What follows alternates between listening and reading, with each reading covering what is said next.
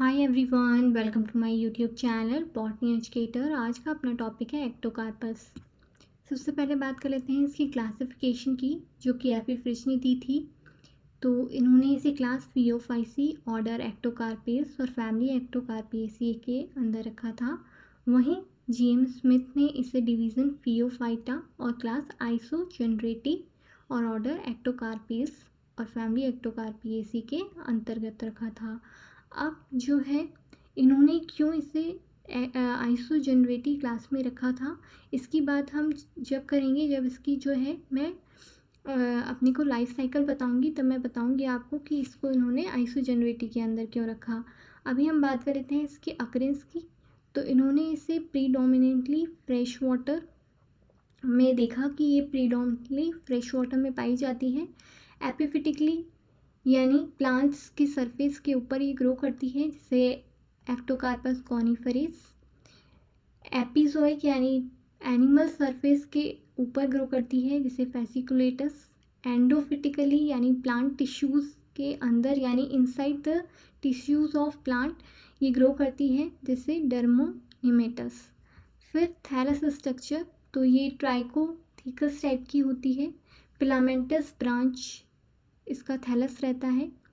हेट्रोथीकस होता है, यानी इसका जो अपना थैलस है वो दो पार्ट्स में डिफ्रेंशिएटेड रहेगा, इरेक्ट सिस्टम और प्रोस्टेट सिस्टम। जो इरेक्ट सिस्टम है वो इनरेगुलर ब्रांच मोनोसाइफोनियस टाइप का होगा, वन सेल थिक होगा, यानी उसमें केवल एक ही सेल थिकनिंग ये रहेगी, यानी यूनिसीरिएट टाइप का थैलस रहेगा। कई बार जो है वर्टिकल डिवीज़न होने से पॉलीसाइफोनस कंडीशन भी देखने को मिलती है। प्रोस्टेट सिस्टम जो है वो क्रीपिंग टाइप का रहेगा, ब्रांच राइजोइड्स निकले रहेंगे उसमें, और वो सबस्ट्रेटम से अटैच करने में उसे मदद करते हैं। इरेक्ट मतलब सीधा खड़ा हुआ सिस्टम और प्रोस्टेट मतलब लेटा हुआ या क्रीपिंग टाइप का सिस्टम। और इसमें जो ग्रोथ होती है वो ट्राइकोथैलिक टाइप की होती है, 3 टाइप से इसमें ग्रोथ होती है। ठीक है। फिर सेल स्ट्रक्चर की बात करें तो सेल वॉल जो है आउटर जो है जेलेटिनस रहेगा, इनर सेलुलोज रहेगा। जेलेटिनस लेयर में एलिजिन ऑफ यूक्रिडिन प्रेजेंट रहेंगे।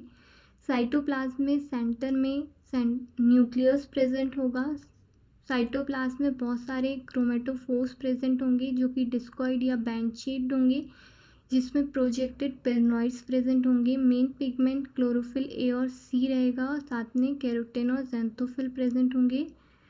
बहुत सारे वैक्यूल्स प्रेजेंट होंगे, जिसे हम फाइसोडिस कहते हैं, जिसके अंदर पॉलीफेनॉल प्रेजेंट होता है। फिर बात करें इसके एसेक्सुअल रिप्रोडक्शन की, तो ये जो है इसमें यूनिलोकुलर स्पोरेंजिया बनते हैं, जो कि डिप्लॉयड होते हैं। ये जो है इनिशियली जब अपन देखते हैं कि यहाँ पर जैसे एक सेल है जो कि बल्ज आउट हो रही है अपने एक्सिस से, उसको अपन कह रहे हैं स्पोरेंजियल इनिशियल। इस स्पोरेंजियल इनिशियल में रिडक्शनल डिवीज़न होता है, यानी म्यूटिक डिवीजन्स होंगे यहाँ पे। म्यूटिक डिवीज़न होने की वजह से क्या होगा, 4 हैप्लॉइड न्यूक्लियाई बनेंगे। तो जो स्पोरेंजिया है, या अपना जो अभी तक अपन थैलस मेन थैलस पढ़ रहे थे, वो कैसा है, डिप्लॉइड है। तो उसमें जो स्पोरेंजिया बन रहा है वो इनिशियली कैसा है, डिप्लॉइड है। अब अगर अपने को हैप्लॉइड स्पोर्स बनाने हैं तो डिवीज़न कैसा होगा, रिडक्शनल डिवीज़न होगा, यानी मियोटिक डिवीज़न होगा, और उससे क्या होगी, 4 हैप्लॉइड न्यूक्लियस बन जाएंगे। अब क्योंकि इनको अपन को जो स्पोर्स बनाने हैं वो लार्जर इन नंबर बनाने हैं, तो अपन इसमें क्या करेंगे, अगेन माइटोटिक डिवीज़न को फॉलो करेंगे और कई सारे हैप्लॉइड न्यूक्लियस बन जाएंगे। अपन इसको यूनिलोकुलर क्यों कहते हैं ये स्पोरेंजिया को, क्योंकि इसमें एक ही लोक्यूल है या एक ही कंपार्टमेंट है, जिसके अंदर बहुत सारे जूट स्पोर्स बन रहे हैं। कोई कंपार्टमेंट नहीं है, कोई वॉल फॉर्मेशन नहीं होगा। तो इसमें बहुत सारे हैप्लॉइड न्यूक्लियाई बन गए, मगर उसमें कोई वॉल फॉर्मेशन नहीं हुआ। तो यूनिलोकुलर स्पोरेंजिया में क्या होता है, रिडक्शनल डिवीज़न या म्योटिक डिवीज़न होता है, जिससे 4 हैप्लॉइड न्यूक्लियस बनते हैं। उसमें माइटोटिक डिवीज़न होने से 64 तक हैप्लॉइड न्यूक्लिया का फॉर्मेशन होता है, जो कि बिना वॉल फॉर्मेशन के एक ही लोक्यूल या यूनिलोकुलर स्पोरेंजिया के अंदर प्रेजेंट होते हैं। ये जो ज़ूस्पोर होते हैं, ये मेटामॉर्फोसिस जब होगा उस सेगमेंट में जहाँ वो हैप्लॉइड न्यूक्लियाई, अभी मैंने यहाँ पे देखिए आप लिखा हुआ है हैप्लॉइड न्यूक्लियाई बनाए, इस हैप्लॉइड न्यूक्लियाई में जो है मेटामॉर्फोसिस होगा और ये बायफ्लैजिलेट ज़ूस्पोर्स बनेंगे। जो एक्टोकार्पस या फियोफाइसी के मेंबर्स होते हैं, उनकी खास बात ये होती है कि जो ज़ूस्पोर्स होते हैं उसमें जो फ्लैजिला होते हैं वो लेटरली इंसर्टेड होते हैं और अनइक्वल टाइप के होते हैं। तो एक तो क्या होगा, छोटा होगा और एक बड़ा होगा, और अनइक्वल होंगे एक तो साइज में, और साथ में एक जो होगा वो स्मूथ वॉल्ड होगा और एक जो होगा उसमें फ्लेमर्स प्रेजेंट होंगे। तो कुछ इस तरीके से यूनिलोकुलर स्पोरेंजिया के अंदर हैप्लॉइड स्पोर्स बनते हैं। ये जो यूनिलोकुलर स्पोरेंजिया के अंदर ज़ूस्पोर्स बने हैं, ये डीफ्लैजिलेटेड कंडीशन में आ जाएंगे, और ये जो है जब इनको फेवरेबल कंडीशंस मिलेंगी तो ये हैप्लॉइड गैमेटोफाइट का फॉर्मेशन करते हैं।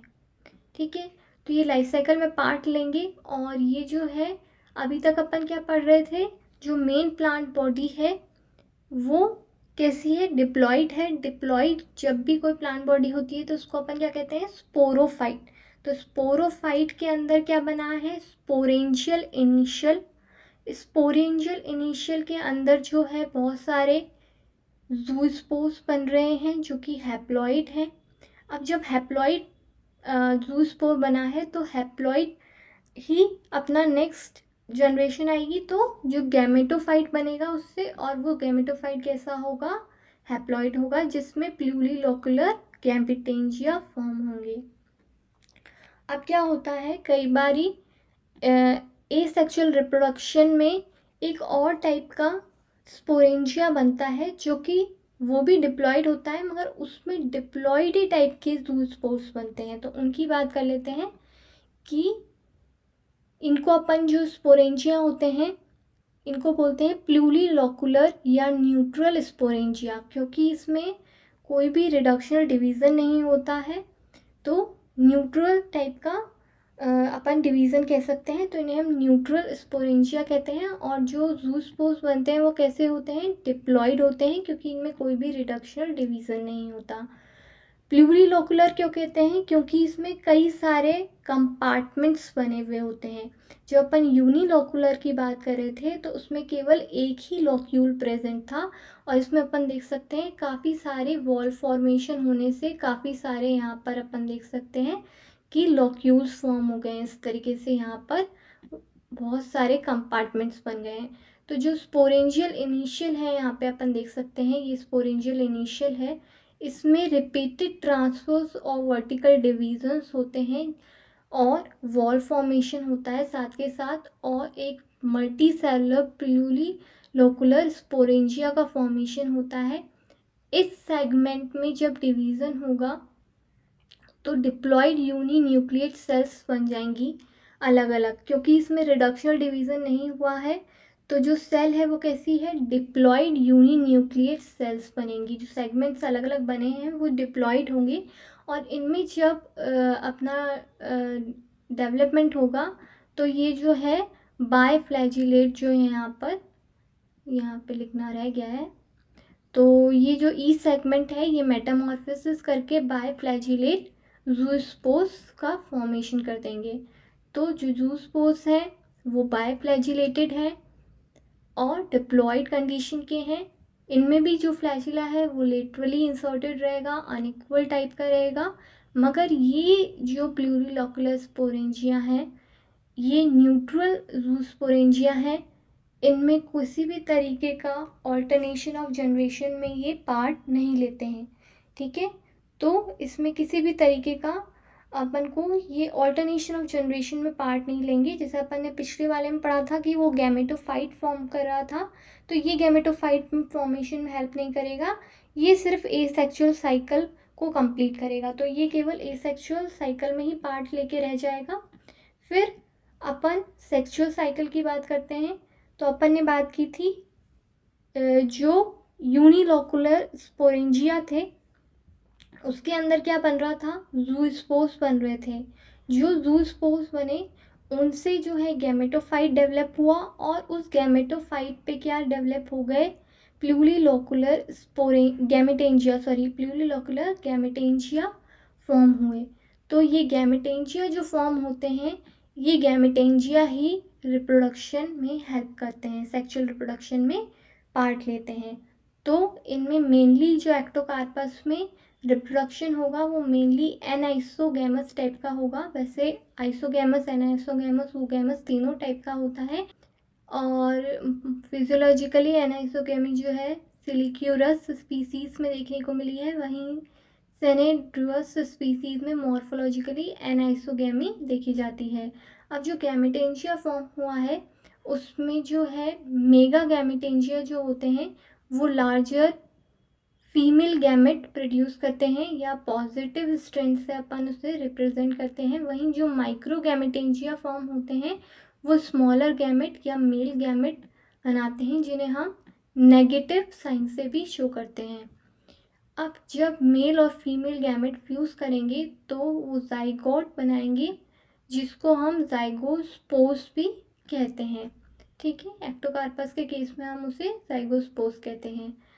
अब अपन इसमें किस तरीके से ये मेल और फीमेल अट्रैक्ट होके आते हैं और जाइगोस्पोर्स बनाते हैं, मेल और फीमेल गैमेट किस तरीके से पास आते हैं, उसमें एक चीज़ इम्पॉर्टेंट होती है कि इसमें सीरीन नाम का एक केमिकल होता है जो कि सेक्सुअल अट्रैक्टेंट की तरह काम करता है। जो फीमेल गैमेट होती है वो सेटल डाउन हो जाती है और एक केमिकल सब्सटेंस सीक्रेट करती है सीरीन, जिसकी वजह से जो है मेल गैमेट स्विम करके आता है, अट्रैक्ट होता है और फीमेल गैमेट के पास आके क्लम्प फॉर्मेशन कर देता है। कुछ इस तरीके का क्लम्प फॉर्मेशन देखने को मिलेगा।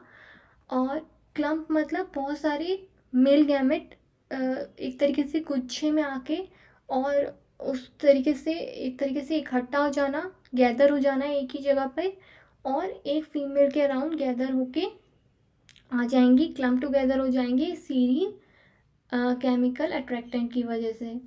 अब केवल बात यह है कि केवल एक ही मेल गैमेट मगर फ्यूज़ करता है फीमेल गैमेट से जब जाइगोस्पोर का फॉर्मेशन होता है। अब जो जाइगोस्पोर है वो डिप्लॉयड स्ट्रक्चर है, तो ये अगेन जब जर्मिनेट करेगा तो किस तरीके की प्लांट बॉडी बनाएगा, डिप्लॉयड स्पोरोफाइट। तो जो अपनी प्लांट बॉडी जो थैलस है मेन वो कैसा है, डिप्लॉयड स्पोरोफाइट है। मैंने जो स्टार्टिंग में आपको थैलस स्ट्रक्चर बताया था वो कैसा है, डिप्लॉयड स्पोरोफाइट है। तो अपन इसकी लाइफ साइकिल से और समझ लेते हैं कि इसकी जो मेन लाइफ साइकिल में इसका जो मेन थैलस है वो कैसा है, डिप्लॉयड है, स्पोरोफाइट कह सकते हैं उसे अपन। इसमें क्या बनते हैं, यूनिलोकुलर स्पोरेंजिया बनते हैं, साथ में प्लूरीलोकुलर स्पोरेंजिया बनते हैं। यूनिलोकुलर स्पोरेंजिया जो है अपने ऑल्टरनेशन ऑफ जनरेशन में पार्ट लेता है, वहीं प्लूरीलोकुलर स्पोरेंजिया जो है केवल जो है डिप्लॉयड स्पोर्स बनाता है। तो क्या होता है, एक्टोकार्पस से एसेक्सुअली रिप्रोड्यूस करके प्लूरीलोकुलर स्पोरेंजिया के अंदर डिप्लॉयड टाइप के जूस्पोर्स बनेंगे और ये अगेन डिप्लॉयड से क्या बना देगा, डिप्लॉयड स्पोरोफाइट बना देगा। तो इस तरीके से एसेक्सुअल साइकिल चलती रहेगी। वहीं जो अपनी ऑल्टरनेशन ऑफ जनरेशन है उसमें स्पोरोफाइट और गैमेटोफाइट के बीच में ऑल्टरनेशन ऑफ जनरेशन चलता है। स्पोरोफाइट और गैमेटोफाइट के बीच जब ऑल्टरनेशन ऑफ जनरेशन का चलता है तो उसको अपन कहते हैं डिप्लोहैप्लॉन्टिक लाइफ साइकिल। यानी डिप्लो किसके लिए, स्पोरोफाइट के लिए और हैप्लो गैमेटोफाइट के लिए, क्योंकि स्पोरोफाइट जो है वो कैसा है, डिप्लॉयड है, वहीं गैमेटोफाइट कैसा है, हैप्लॉयड है। तो डिप्लोहैप्लॉन्टिक यानी डिप्लॉयड और हैप्लॉयड के बीच में ऑल्टरनेशन ऑफ जनरेशन चल रहा है, तो टाइप की लाइफ साइकिल है।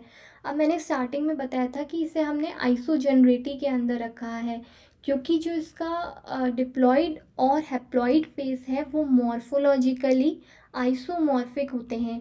तो इसकी जो लाइफ साइकिल है वो कैसी है, आइसोमॉर्फिक टाइप की लाइफ साइकिल है। डिप्लोहैप्लॉन्टिक है मगर डिप्लोहैप्लॉन्टिक में भी कैसी है, आइसोमॉर्फिक टाइप की है। इस वजह से इसको अपन ने आइसोजेनरेटी के अंदर रखा है। अब इसमें क्या होता है, सबसे पहले यूनिलोकुलर स्पोरेंजिया बनते हैं जिसके अंदर मियोसिस होता है। अब उसके अंदर जो है जूस्पोर्स बनते हैं जो कि मियोसिस की वजह से हैप्लॉइड बनेंगे, और ये हैप्लॉइड स्पोर्स जो है जर्मिनेट करेंगे और एक्टोकार्पस बनाएंगे जो कि गैमेटोफाइट है।